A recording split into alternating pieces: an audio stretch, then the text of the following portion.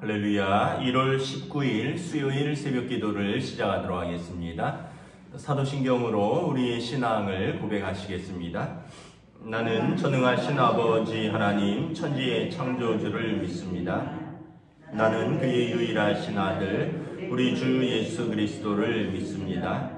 그는 성령으로 잉태되어 동정녀 마리아에게서 나시고 본디오 빌라도에게 고난을 받아 십자가에 못 박혀 죽으시고 장사된 지 사흘 만에 죽은 자 가운데서 다시 살아나셨으며 하늘에 오르시어 전능하신 아버지 하나님 우편에 앉아 계시다가 거기로부터 살아있는 자와 죽은 자를 심판하러 오십니다.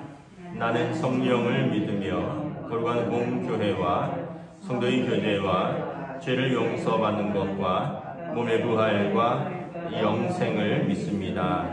아멘. 찬송가 279장 찬양하시겠습니다. 찬송가 279장입니다.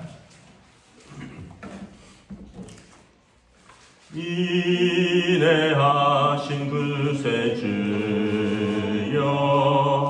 내가 비오니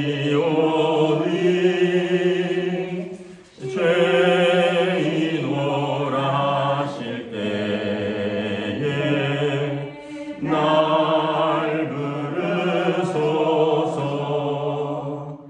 주여 주여 내가 비오니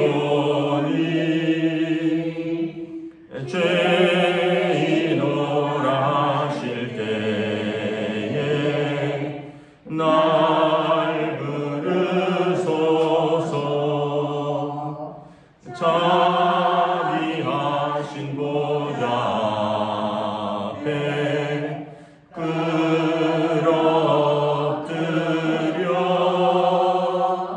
자복하고 회개하니 믿음 주소서. 주여 주여 내가 비오니 죄인오라 하실 때에 날 부르소서. 주의 공로 의지하여 주께 가오니 상한 마음을 고치시고 구원하소서.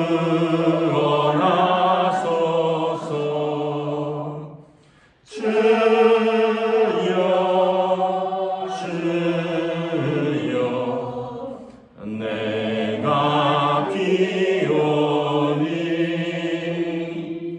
죄인오라 하실 때에 날 부르소서.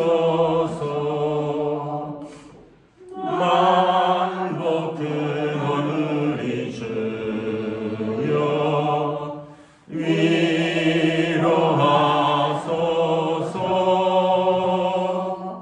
우리 주와 같으시니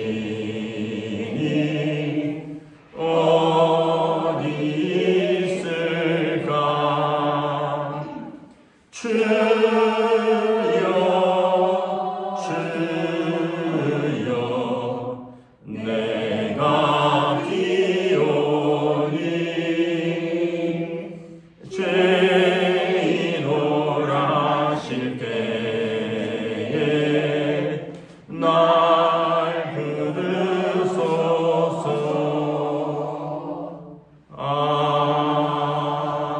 아멘.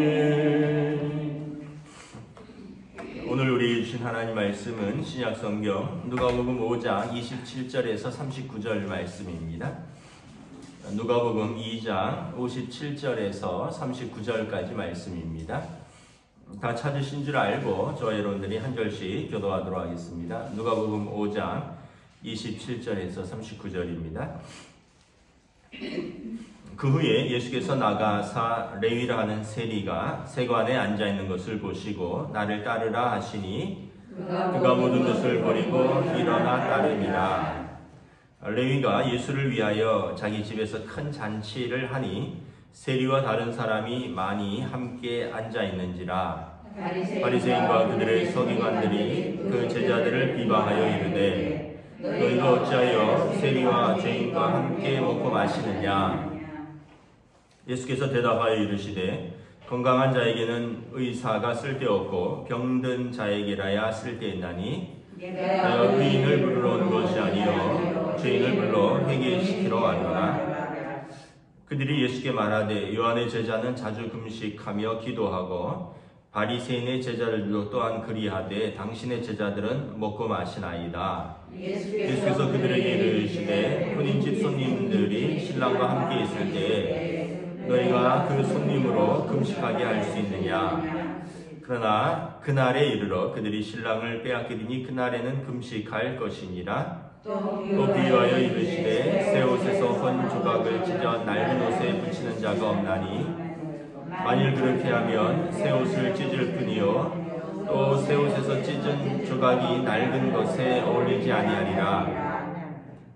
새 포도주를 낡은 가죽 부대에 넣는 자가 없나니 만일 그렇게 하면 새 포도주가 부대를 터뜨려 포도주가 쏟아지고 부대도 못 쓰게 되리라. 새 포도주는 새 부대에 넣어야 할 것이니라. 함께 있습니다. 묵은 포도주를 마시고 새 것을 원하는 자가 없나니 이는 묵은 것이 좋다 함이니라. 아멘. 할렐루야. 예, 오늘도 새날이 시작되었습니다. 또 주님 주시는 은혜와 평강이 가득한 복된 시간들 되시기를 축복합니다. 오늘 말씀은 예수님의 제자 중에 한 명이죠. 세리, 레위, 마태라고도 하는 이 제자를 부르시는 장면입니다. 그러니까 레위의 소명장, 또 레위는 마태라 그랬죠. 12제자 중에 마태의 소명장이라고 생각하시면 되겠습니다. 27절에 보면 그 후에 예수께서 나가사 레위라고 하는 세리가 세관에 앉아있는 것을 보시고 나를 따르라 하셨습니다.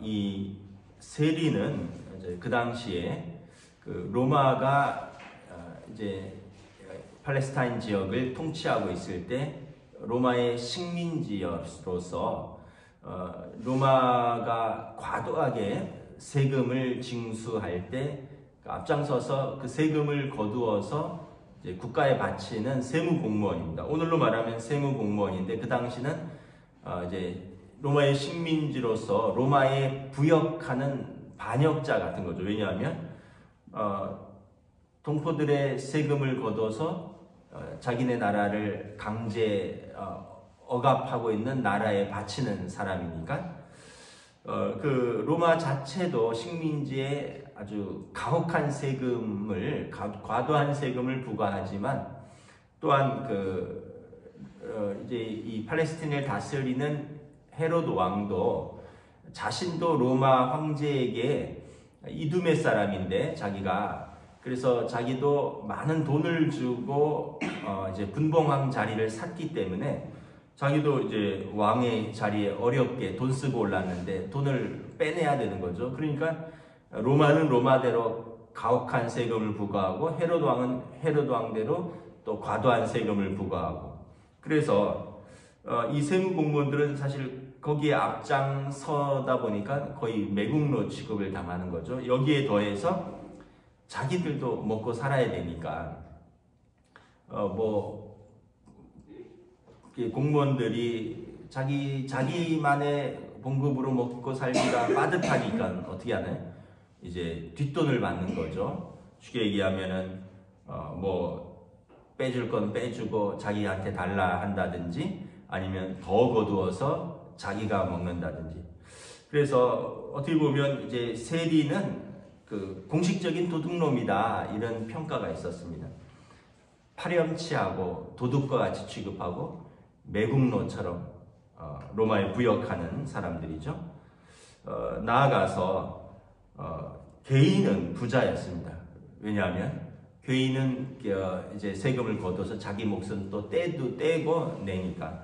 그러면서 이제 사람들한테는 도둑놈 취급받고 자기는 잘 먹고 사는데 자기 마음에는 이제 죄책감이 있겠죠. 내가 어쨌든 국민들 등쳐서 먹고 살고 있다, 이런 죄책감. 그리고 다른 사람들은 뭐라고 할까요? 도둑놈이다, 비난이 있고. 그러니까 어떻게 보면 이런 거죠. 돈은 많은데 사람들이 손가락질하는 사람 있잖아요. 에휴, 저 인간 돈은 많어. 그런데 난 너같이 살지는 않으련다. 뭐 사람들이 이렇게 이야기하는 대표적인 사람이었습니다. 그런데 예수님께서 이 레위를 오늘 본문에 보면 그가 세관에 앉아 있는 것을 보시고, 여기서 보셨다라는 표현은 뭐냐면 예수님이 그냥 한번 봤다는 게 아니라 그를 눈여겨보았다, 이런 뜻입니다. 예수님께서 평소에 왔다 갔다 하시면서 그를 눈여겨보고 있었다라는 것입니다. 세관에 앉아있는 레위, 그래서 상인들하고 세금 거둔 것 때문에 계속 씨름하고 또 사람들의 그 어떤 평가, 또 손가락질 받는 이 레위를 눈여겨보았다라는 것입니다. 예수님께서 보실 때 그의 마음에 번뇌가 가득 차 있겠죠. 여러분 자주 이야기하지만 돈이 사람을 살 수 있습니까? 돈이 여러분 다 살 수 있는 것 같지만 돈이 사람의 마음까지 사고 돈이 사람의 사랑까지 살 수 있느냐라는 거죠. 그렇다면 여러분 돈 있는 사람이 하나도 부러운 게 없어야죠. 근데 돈 있는 사람도 헤어질 건 헤어지고요. 돈 있는 사람도 싸울 건 싸우고요. 돈 있는 사람도 갈급할 건 여전히 갈급하고요.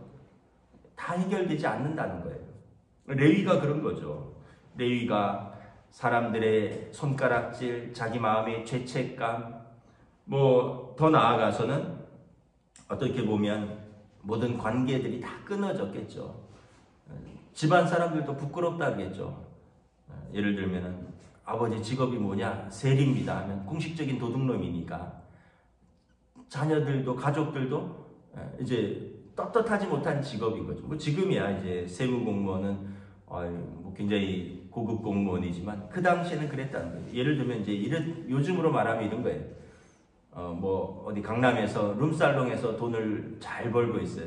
근데 자녀들한테 아빠 그냥 사업한다 이렇게 얘기하지. 아빠 뭐 하세요? 나 강남에서 룸살롱 하는데 뭐 웨이터만 한 50명 되고 거기 접대부 여자 종업원이 한 50명 되는 큰, 이렇게 자녀들에게 말할 수는 없는 거잖아요. 왜냐하면 자기도 그렇게 돈 버는 게 부끄러운 것을 알기 때문에. 그러니까 이 세리라고 하는 직업은 가족들도 부끄럽고요. 주위 사람들한테는 모든 관계가 끊어진 관계고, 본인 자신은 돈은 많았고 풍족하지만 본인도 깊은 어떤 인생에 대한 회의, 죄책감에 사로잡혀 있는 사람이라는 것입니다. 그래서 세례 요한이 와서 뭐라 그랬습니까? 군인들, 세리들 받은 요 외에는 이제 더 징수하지 말아라, 이렇게 이야기를 했던 것이죠. 그 예수님이 그 세리 레위를 쭉 보고 계셨어요. 평소에 보고 계셨습니다. 그리고 그를 오늘 때가 되어서 그를 찾아가셨습니다. 그리고 말씀하시는 것입니다. 나를 따르라.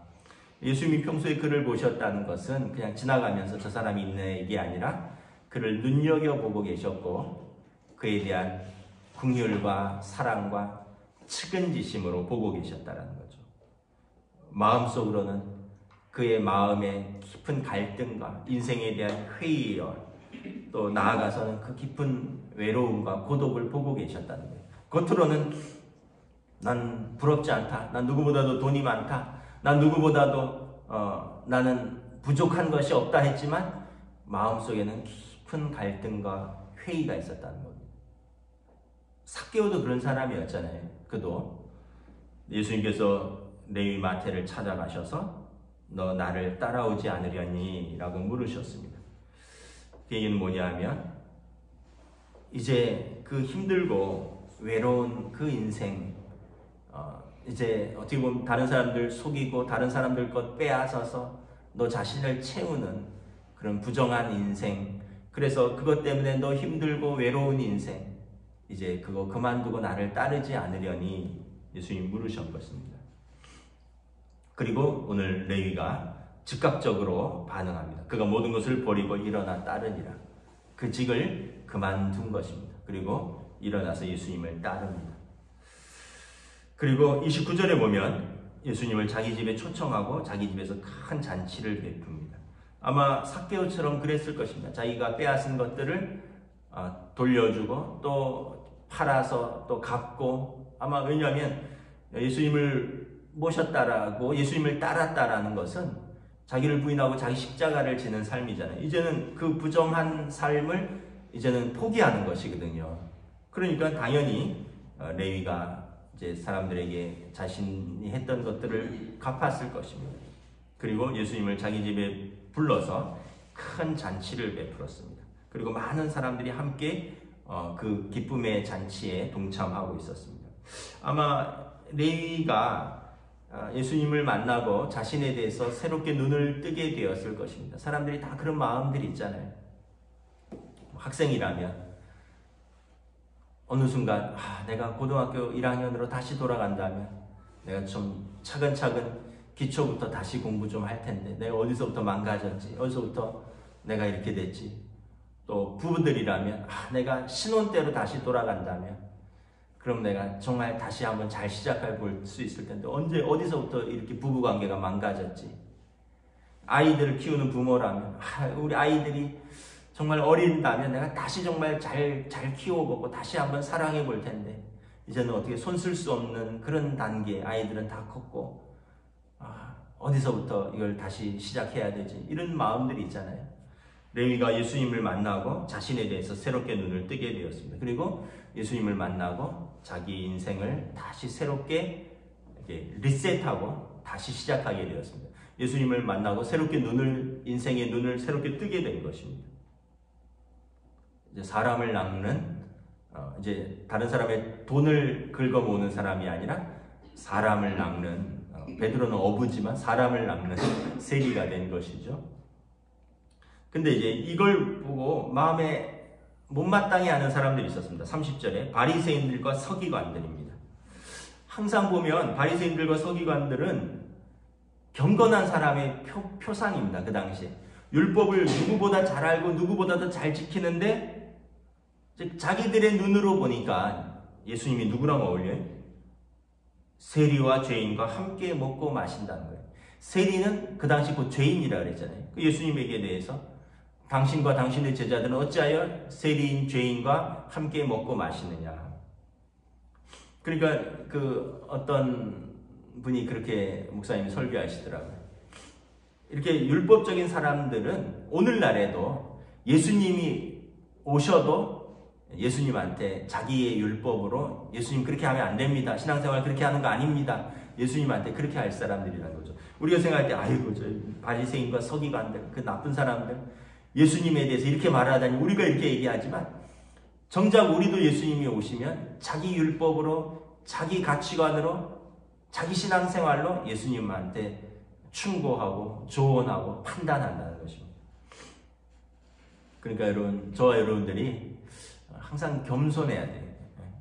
우리라고 예수님한테는 안 그럴까? 예수님께서 뭐라고 하십니까?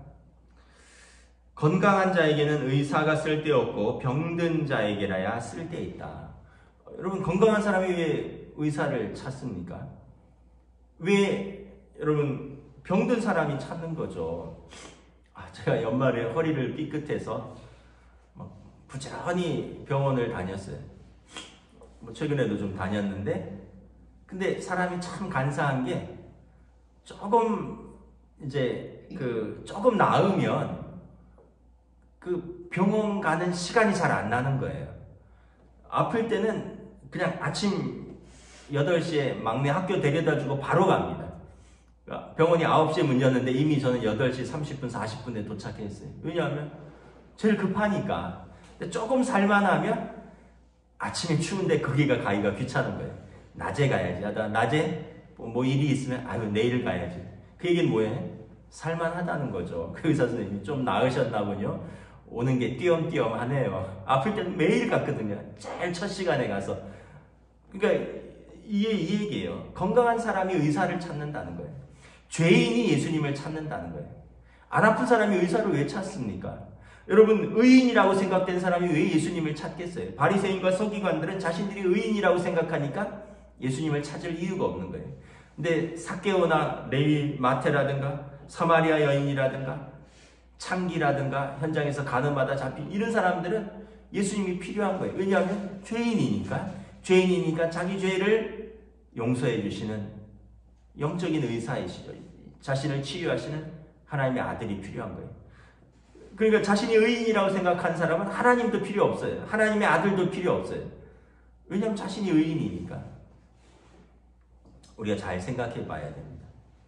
나는 내 스스로를 어떻게 생각하고 있는가? 우리가 겸손해야지 은혜를 받을 수 있습니다. 나는 죄인이로서이다 할 때 은혜를 받는 거예요. 그럴 때 예수님의 말씀, 예수님의 부르심이 크게 다가오는 거죠. 예수님 말씀하십니다. 32절에 내가 의인을 부르러 온 것이 아니요 죄인을 불러 회개시키러 왔노라. 예수님은 죄인들을 찾아가시고 그들을 부르시고 그들이 회개하고 새로운 삶을 살기를 원하신다. 이것이 예수님이 오신 목적이라는 것입니다. 그랬더니 이제 이 사람들이 예수님 뭐 이렇게 자주 먹고 마시느냐를 갖고 시비를 걸죠. 요한의 제자는 자주 금식하고 기도하고 바리새인의 제자들도 또한 그리하되 당신의 제자들은 먹고 마시나이다. 바리새인들 또 세례요한의 제자들은 세례요한은 엄격한 이제 에세네파라고 해서 오늘로 말하면 수도원 운동을 하는 사람, 광야에서 메뚜기와 석청을 먹으면서 아주 절제하는 사람이었죠. 또 바리새인들도 일주일에 2번씩 금식하는 날이 있습니다. 근데 예수님이 마태복음 5장에서 보면 그들의 금식을 따라하지 마라. 그 금식 기도한다고 세수도 안 하고 수염도 안 감고 머리도 제대로 안 하고 얼굴 부시시해서 온 사람들이 다 금식하는 거 다 알게 하고는 그리고 사람들 정죄한다는 거죠. 너희 나처럼 금식하느냐. 오늘 예수님에게도 그렇게 얘기를 하는 거죠. 우리도 일주일에 2번씩 금식하는데 당신과 당신의 제자들은 금식도 안 하고 그게 뭐냐? 그 예수님이 그들의 금식을 본받지 마라. 그들의 기도를 본받지 말아라. 하나님 앞에 골방에서 은밀히 기도하는 거다. 금식은 얼굴에 씻고 머리에 기름을 바르고 그리고 티내지 않고 하나님 앞에 마음을 온전히 내려놓는 기도지. 온 세상 사람들한테 나 금식한다, 나 기도한다 다 표내고 그리고 나서 하는 기도는 외식적인 기도라는 것입니다. 그 바리새인들은 오늘 예수님한테도 왜 당신과 당신의 제자들은 금식하지 않습니까? 라고 따지는 거죠. 예수님께서 비유를 드십니다. 혼인집 손님들이 신랑과 함께 있을 때 너희가 그 손님으로 금식하게 할 수 있느냐? 이제 유대 결혼식은 일주일 정도 하는데 일주일 내내 결혼식 전에 일주일 내내 저녁마다 이제 신랑과 신랑 친구들, 신부와 신부 친구들이 이제 자기 집에서 쉽게 얘기하면 파티를 하는 거예요. 신랑 결혼하기 전에 이제 마지막 싱글들 축하하고 친구들이 다 모여서 매일 저녁 먹고 마시는데 율법에 의하면 일주일에 2번씩 금식하는데 이때는 이 사람들은 예외라는 것입니다. 이때는 예수님이 그 얘기를 하는 거예요. 너희들 율법에 혼인집 손님들이 신랑과 함께 먹고 마실 때는 금식 안 해도 되는 거 알지 못하느냐. 그러나 그날이 이르러 그들이 신랑을 빼앗기리니 신랑이 장가가고 신부가 시집가면 그러면 이제 그 사람들도 다시 금식하는 날에 금식할 것이다.